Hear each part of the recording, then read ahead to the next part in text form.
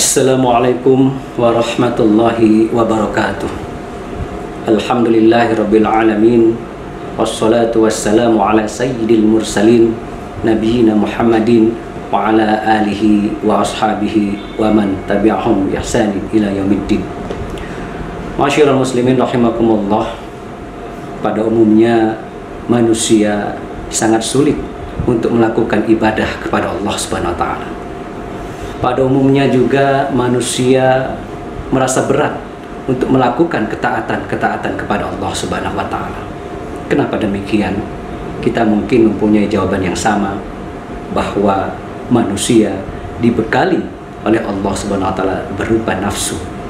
Jika manusia terlalu memperturutkan hawa nafsunya melebihi dari batasan-batasan yang ditentukan oleh Allah Subhanahu wa taala, maka ia menjadi hamba yang bergelimang dengan maksiat.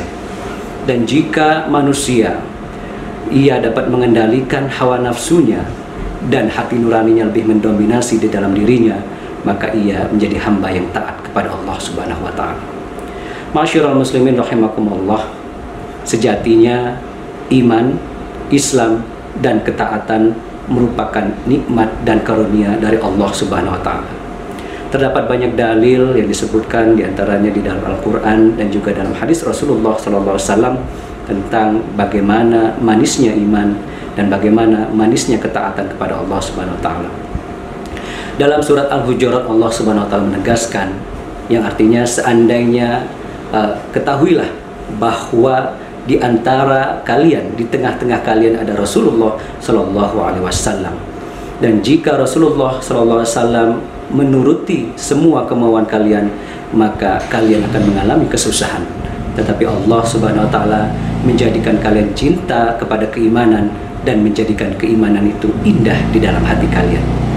Dalam hadis lain, dalam hadis Rasulullah SAW menegaskan pula bahwa dzaqa ta'mal iman man radiya billahi rabba wa bil islami dina wa bi Muhammadin rasula, bahwasanya akan merasakan manisnya iman bagi siapa yang ridho Allah sebagai Tuhannya, ridho Islam sebagai agamanya, dan ridho Muhammad sebagai nabinya.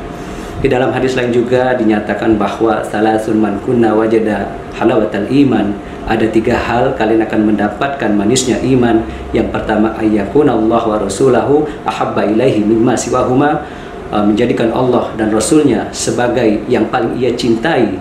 Kemudian wa an yuhibba al-mar'a la yuhibbuhu illa lillah, mencintai orang lain karena Allah Subhanahu wa taala. Dan yang ketiga, wa an yakraha an ya'uda fil kufri kama yakraha an yuqzaf fil nar, dan membenci untuk kembali kepada kekufuran sebagaimana ia membenci untuk dilemparkan ke dalam api neraka. Masyiral muslimin rahimakumullah. Semua dalil-dalil ini, dalil dari Al-Quran dan juga hadis Rasulullah SAW, semuanya menyatakan tentang bagaimana indah, bagaimana nikmatnya iman dan ketaatan kepada Allah Subhanahu wa taala. Satu pertanyaan besar bagi kita, kenapa kita tidak bisa beribadah, tidak bisa melakukan ketaatan? Semua terasa berat bagi kita untuk melakukan hal tersebut. Lantas di manakah nikmat dan manisnya iman itu? Ma'asyiral muslimin rahimakumullah, keadaan seperti ini juga terjadi pada kondisi orang yang sedang dilanda sakit. Ketika orang sedang dilanda sakit, ia akan menolak semua makanan yang diberikan kepadanya. Selezat apapun makanan itu, ia akan menolaknya, dan bahkan makanan itu akan terasa pahit baginya. Soto akan terasa pahit, sate akan terasa pahit, semua makanan itu akan terasa pahit baginya. Demikian juga dengan halnya hati dan jiwa kita. Ketika hati kita sakit, mental kita sakit, maka hati kita akan menolak berbagai macam asupan dan nutrisi yang diberikan ke dalam hati kita. Oleh karenanya, ma'asyiral muslimin, kita perlu melakukan berbagai macam treatment untuk mengobati sakitnya hati kita. Dan jika kita biarkan hati kita dalam keadaan sakit, maka kita selamanya tidak akan dapat merasakan nikmat, lezat, dan indahnya iman. Imam Ibnul Qayyim Al-Jauziyah mengatakan, bahwa ada tiga perkara atau tiga tahapan yang dapat kita lakukan untuk menyembuhkan hati kita. Yang pertama dengan taqwiyatu atau hifzul quwwah, yaitu menjaga kekuatan hati kita. Kalau misalnya dokter dia merawat pasiennya dengan menyarankan agar menjaga asupan nutrisi, menjaga makanan, menjaga istirahatnya, demikian juga dengan hati, harus menjaga kekuatan hati kita, yaitu dengan iman, dengan ilmu, dan juga dengan ketaatan kepada Allah Subhanahu wa taala. Hati kita paksakan untuk dapat mendengarkan nasihat-nasihat dari Al-Quran dan hadis Rasulullah SAW, dan fisik kita paksakan untuk dapat melakukan ketaatan kepada Allah Subhanahu wa taala. Karena ilmu dan juga hati laksana hujan dengan tanah. Kalau hujan atau air dapat menyuburkan atau menyuburkan tanah atau menghidupkan jasad, maka ilmu dapat menghidupkan hati. Kemudian yang kedua, al-himayah anil mu'zi, yaitu menjaga dirinya dari hal-hal yang dapat memperparah keadaannya. Ketika orang sakit, dokter mungkin akan menyarankan untuk kepada yang sakit tadi agar menghindari pantangan-pantangan yang dapat memperparah sakitnya. Demikian juga dengan hati untuk harus menghindarkan diri dari hal-hal yang dapat menambah sakitnya hati kita, yaitu dengan meninggalkan perbuatan dosa dan maksiat kepada Allah Subhanahu wa taala. Sebagaimana disabdakan oleh Rasulullah sallallahu alaihi wasallam, innal abda idza akhta'a khati'atan nukitat fi qalbihi nuktah sauda. Seorang hamba jika ia melakukan kesalahan, maka akan dititikkan noda hitam di dalam hatinya.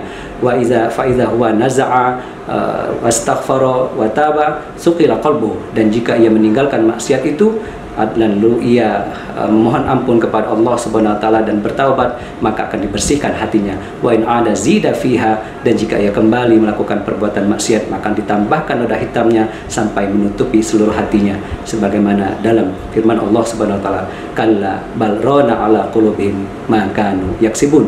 Sekali-sekali tidak, maka akan ditambahkan noda hitam di dalam hatinya atas apa yang mereka kerjakan. Kemudian terakhir, ma'asyiral muslimin, treatment yang dapat kita lakukan adalah dengan istifragh al-mawad al-fasidah, menghilangkan penyakit itu sendiri. Kalau dokter memberikan obat kepada pasien untuk menghilangkan penyakitnya, kita juga harus menghilangkan penyakit di dalam hati kita dengan memohon ampun kepada Allah Subhanahu wa taala, beristighfar dan bertaubat kepada Allah Subhanahu wa taala. At-taibu minadz dzanbi kaman la dzanbalaha. Orang yang bertaubat dari dosa seolah-olah ia tidak melakukan dosa. Masyiral muslimin rahimakumullah, bulan Ramadan, bulan yang merupakan karunia dari Allah Subhanahu wa taala, yang di dalamnya terdapat berbagai macam keistimewaan. Hendaknya kita manfaatkan untuk menyehatkan hati kita. Kita giatkan lagi ibadah-ibadah di bulan Ramadan, kita giatkan lagi puasa kita, tarawih kita, qiyamul lail, dengan penuh iman dan dengan penuh pengharapan kepada Allah Subhanahu wa taala.